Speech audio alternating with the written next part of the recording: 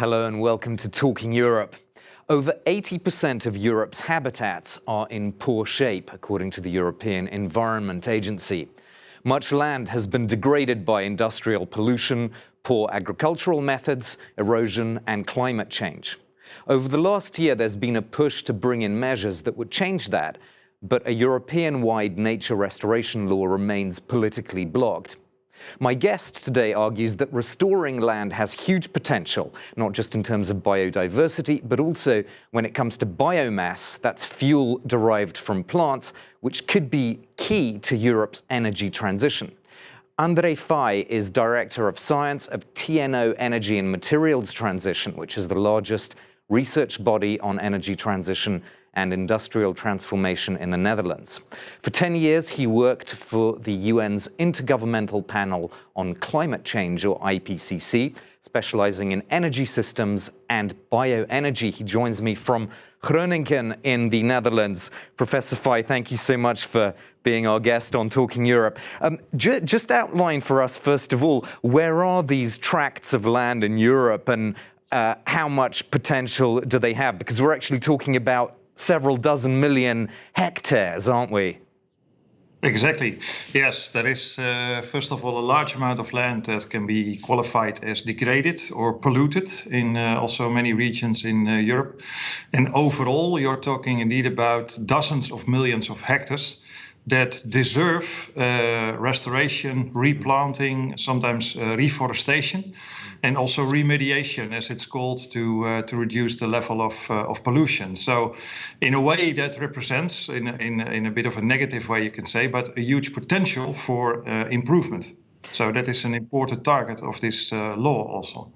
And just what are the key elements of restoration? Maybe you could just give us a few bullet points in terms of salt content, carbon capture, and soil quality. I think those are, you could say, perhaps the three key elements of restoration, aren't they? Exactly. Yeah, for example, reforestation, something we want anyway to have more forest cover available. That can also be raw materials. But forest cover particularly brings more biomass, roots, in the soil. So it improves the soil structure and soil quality, also stores more carbon there. And at the moment you have this permanent cover with a forest, but it can also be grassland. It is more able to absorb water. And that is something that we really need, given the impact of climate change. These really extreme periods of rainfall can be dampened by more vegetation cover. So it works as a sponge. And we need much more of these areas also to avoid the worst of these type of weather extremes. You mentioned biomass. We'll get back to that. But just firstly, on the political dimension, you're well aware of the debates in the European Union about this nature restoration law. When you hear the European People's Party say that the current proposals would reduce food production by 10%, does that sound to you like a scientifically grounded argument? No. I think that is kind of a tragedy, because what the law wants to achieve is also very important for future food production. The resilience of agriculture also depends on healthy soils and also having enough vegetation cover. And part of what this law can result in is that agricultural methods are improved and also become more diverse. For example, with agroforestry methods, where you do not have monocultures but mixed stands, that are more tolerant to these weather extremes, but can also overall increase the productivity of the land. So that is really a win-win. And at the moment you have that, you bring, as already explained, more carbon in the soil. You have better water retention functions. So all this comes actually with synergy and also increased productivity of agriculture. So the opposite is overall true. You would be able to produce more food on less land.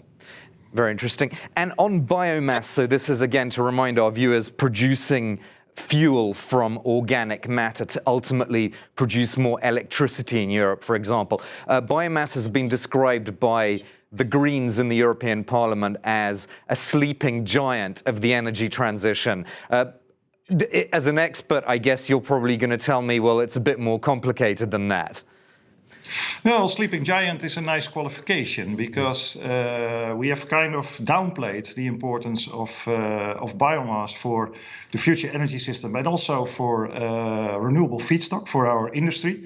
And at the moment, it's good to note that biomass covers about 10% of Europe's energy supply. That's a sizable figure. And exactly combined with the things we've just talked about, so better agricultural methods, reusing the marginal degraded lands, improving productivity, that figure could triple. And well before the deadlines we've set ourselves to go to zero carbon emissions.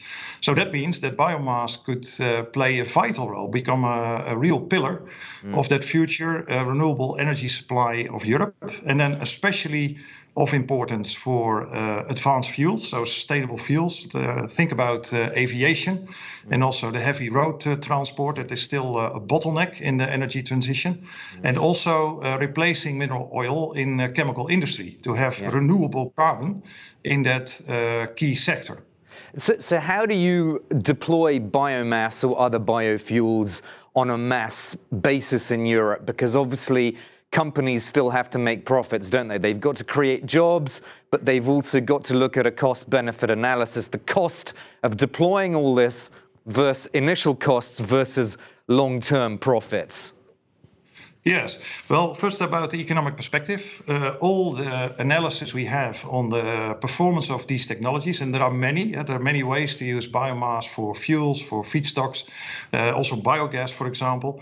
Many of these technologies are mature and have the perspective on medium term to be fully competitive against the fossil fuel prices that we see today. And mind you, oil is not cheap anymore.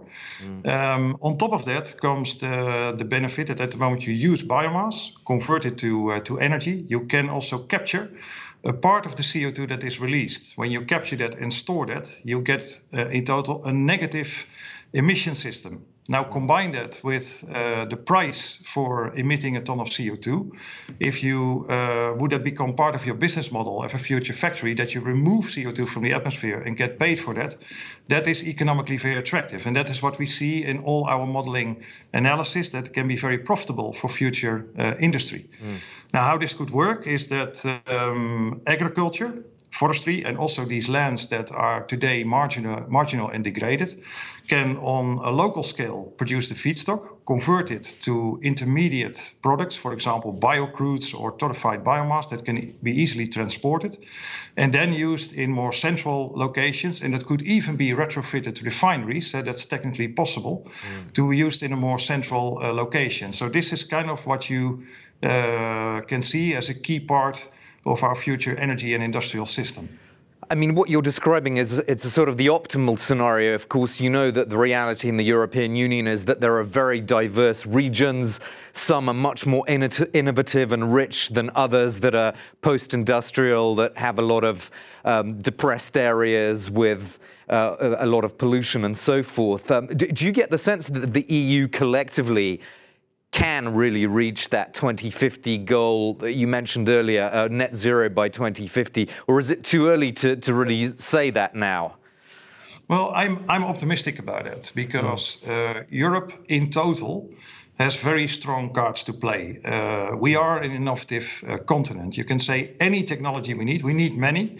So it's new industries, it is in the renewable energy supply, the storage, etc. But we have basically everything at our disposal and the capabilities to use that well and to develop that very efficiently. At the same time, those technologies, take the biomass, for example, can exactly bring sustainable economic activities to these more difficult regions. So at the moment you're talking about rural regions with limited economic activity. This can be a boost for that. So this is a future industry that can contribute to regional economic development. And the EU has a policy umbrella that tends to be very strong. We have a common agricultural policy with strong instruments, also financial. And at the moment we have the targets right, and this new law can help with that. These instruments and these financial means can be directed in the right direction to achieve all these synergies that we have been talking about. So I think Europe has actually very strong cards to play here. And I suppose also cards to play in helping the rest of the world, because the EU is committed to the green transition globally as well. I mean, with your UN hat on, so to speak, do you think the EU is, how would you assess the EU's sort of involvement with the rest of the world in that regard?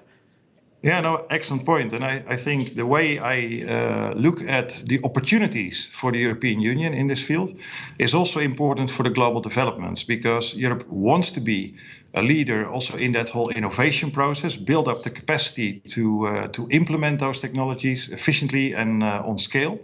And at the moment we are leading that. We also have an export position, and we can basically bring competitive alternatives to fossil fuels to the global market.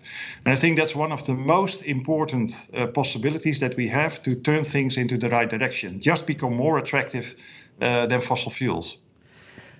We'll have to leave it there. Thank you so much for being our guest on this program, Professor Andre Faaij. And that's all for part one of Talking Europe, but I'll be back in a few minutes to talk about the EU's preparations for wildfires this summer, and we'll further explore the nature restoration law with my panel of MEPs at the European Parliament in Brussels. See you then.